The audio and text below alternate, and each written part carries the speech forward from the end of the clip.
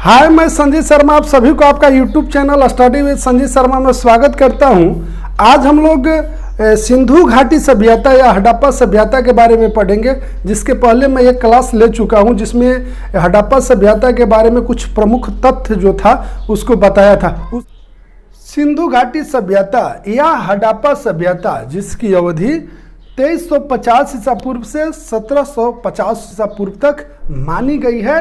अब देखिए, सिंधु घाटी सभ्यता से कुछ प्रमुख तथ्य था जो पिछला क्लास में मैं आपको बताया हूं और थोड़ा सा बच गया था, उसी को मैं यहाँ लेकर आया हूँ। इसके बाद इसका मेन चीज हम लोग पढ़ेंगे। है कि सिंधु घाटी सभ्यता में पर्दा प्रथा और वेश्यावृत्ति था या नहीं। तो सिंधु घाटी सभ्यता में पर्दा प्रथा और वेश्यावृत्ति दोनों प्रथाएं प्रचलित थी। यहाँ देखिए, इसके बाद सिंचाई के लिए जो है मुख्य रूप से गटर बंद नली का प्रयोग किया जाता था। ये अक्सर प्रश्न पूछा गया है कि सिंधु सभ्यता में सिंचाई के लिए प्रयोग किया जाता था कुआं का, नल का, इस प्रकार से बहुत सारा ऑप्शन देता है। उसमें रहेगा गटर बंद नली, तो आप मारिएगा गटर बंद नली। यानी सिंधु घाटी सभ्यता के लोग सिंचाई के लिए प्रयोग करते थे, गटर बंद नली का प्रयोग करते थे। और जो सिंधु सभ्यता के प्रमुख फसल थी वो आपका गेहूं और जौ। सिंधु घाटी सभ्यता के प्रमुख फसल क्या था? गेहूं और जौ। ये बहुत महत्वपूर्ण है, बहुत बार एग्जाम में पूछा गया है। चावल नहीं, क्या था? गेहूं और जौ। चावल की भी खेती होती थी, रंगपुर से इसका प्रमाण मिला, अभी पढ़ेंगे इसके बारे में। लेकिन आप जानिए कि सिंधु सभ्यता के प्रमुख जो कृषि था वो जौ और गेहूं था। कपास का खेती की शुरुआत जो है सिंधु घाटी सभ्यता में किया गया था, सिंधु वासियों द्वारा किया गया था। ये माइंड में आपको रखना है। यहाँ से भी प्रश्न पूछा गया है कि पहली बार कपास के खेती का प्रमाण कहाँ से मिला है? तो सिंधु घाटी सभ्यता से, यानी सिंधु वासियों द्वारा सर्वप्रथम कपास की खेती किया गया था। और इनका जो भवन निर्माण था, नगर का निर्माण था, वो ग्रिड पद्धति पर आधारित था। पूछता है ग्रिड पद्धति, यानी सिंधु घाटी सभ्यता में जो भवन निर्माण या घर का निर्माण होता था किस पद्धति पर आधारित था? ग्रिड पद्धति पर आधारित था। VVI है, यहाँ से भी प्रश्न बनता है। इसके बाद देखिए, सिंधु सभ्यता में जो मापन की पद्धति थी, जो तौल का पद्धति था, वो 16 के गुणज पर आधारित था। यानी 16, 32, 48, 64 इस प्रकार से आधारित था। तो सिंधु घाटी सभ्यता के जो मापन पद्धति थी, जो तौल का पद्धति था, किस पर आधारित था? 16 के गुणज पर आधारित था। अब देखिए, सिंधु घाटी सभ्यता में किसकी पूजा की जाती थी? यहाँ से भी प्रश्न बनता है। मैं थोड़ा तेजी से बोल रहा इसलिए कि मुझे अभी जस्ट ड्यूटी जाना है। तो आइए देखिए, सिंधु घाटी सभ्यता में पशुपति यानी शिव की पूजा की जाती थी, अग्नि की पूजा की जाती थी, वृक्ष की पूजा होता था, वृक्ष में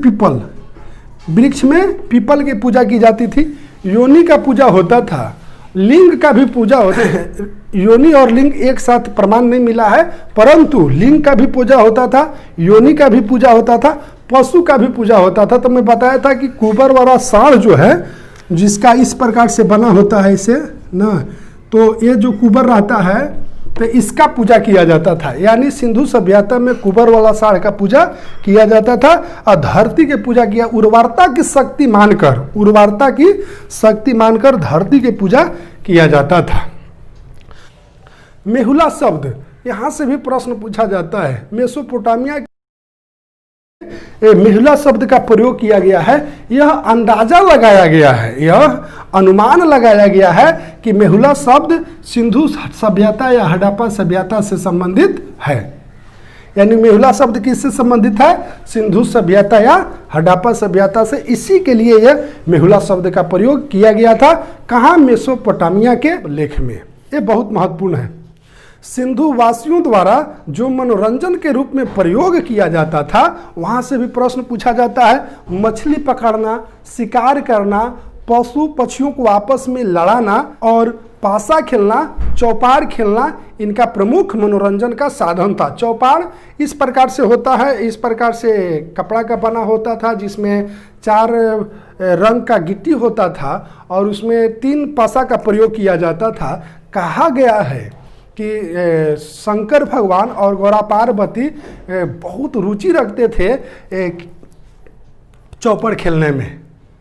और चिरहरण भी जो हुआ था महाभारत में आप देखे होंगे, उसमें चौपड़ खेला गया था, वही चौपड़ है। अब आइए देखिए वहाँ एक चीज़ और यहाँ देख लीजिए, सिंधु घाटी सभ्यता के लोग जो हैं, बहुत बार प्रश्न पूछा गया है जिसके कारण मैं ये बता दे रहा हूँ। सिंधु घाटी सभ्यता के लोग तलवार से परिचित नहीं थे, अस्त्र शस्त्र का वहाँ अभाव था। सिंधु वासियों जो है शांत प्रवृत्ति के होते थे, वो लड़ाई झगड़ा वहाँ पे नहीं होती थी, तलवार से अपरिचित थे। यदि जानवर के बारे में पूछा जाता है तो लोग घोड़ा से अपरिचित थे, घोड़ा से अपरिचित थे, परंतु घोड़ा के अस्थि पंजर का प्रमाण जो है वो सुत कोतदा से मिला है। और जब महानगरों के बारे में हम पढ़ाएंगे तो वहाँ पे चर्चा करेंगे। देखिए सिंधु घाटी सभ्यता के प्रमुख बंदरगाह जो है वो लोथल था। क्या था? लोथल। और सुत कोतदा से भी होता था, लेकिन प्रमुख बंदरगाह जो था वो लोथल था, पतन। तो ये बहुत महत्वपूर्ण है, सबसे ज़्यादा प्रश्न पूछा गया है।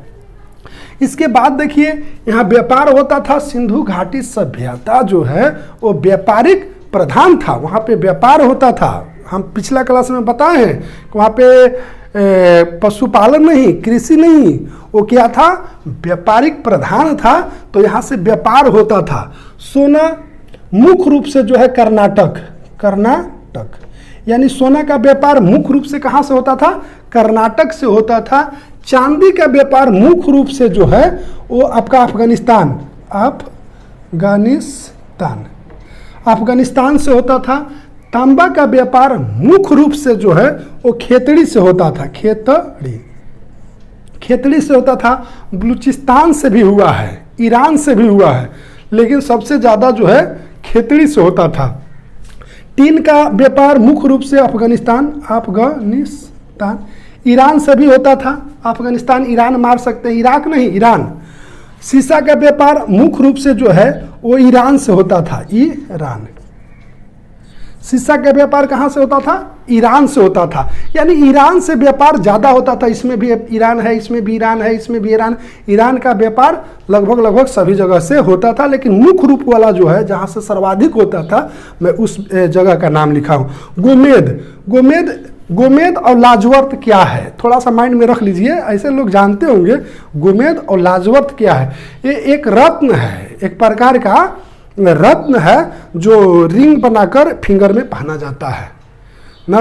तो बताइए गोमेद का व्यापार कहाँ से होता था? सौराष्ट्र से। और लाजवर्त का व्यापार जो है मेसोपोटामिया से, मेसोपोटामिया जिसका आधुनिक नाम इराक है। क्या है? इराक। तो बताइए लाजवर्त का व्यापार कहाँ से होता था? मेसोपोटामिया से। गोमेद का व्यापार सौराष्ट्र से।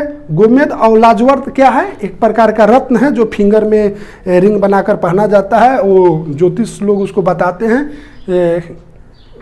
इससे क्या फायदा होता है, नहीं होता, उन लोग बताते हैं। सीसा का व्यापार ईरान से होता था। टीन का व्यापार मुख्य रूप से अफगानिस्तान से, ईरान से भी होता था। तांबा का व्यापार मुख्य रूप से खेतड़ी से होता था, बलूचिस्तान से भी होता था, लेकिन मुख्य रूप से खेतड़ी होता था। चांदी का व्यापार अफगानिस्तान से और सोना का व्यापार कर्नाटक से। आइए थोड़ा सा इसको हम लोग देख लेते हैं एक बार पुनः।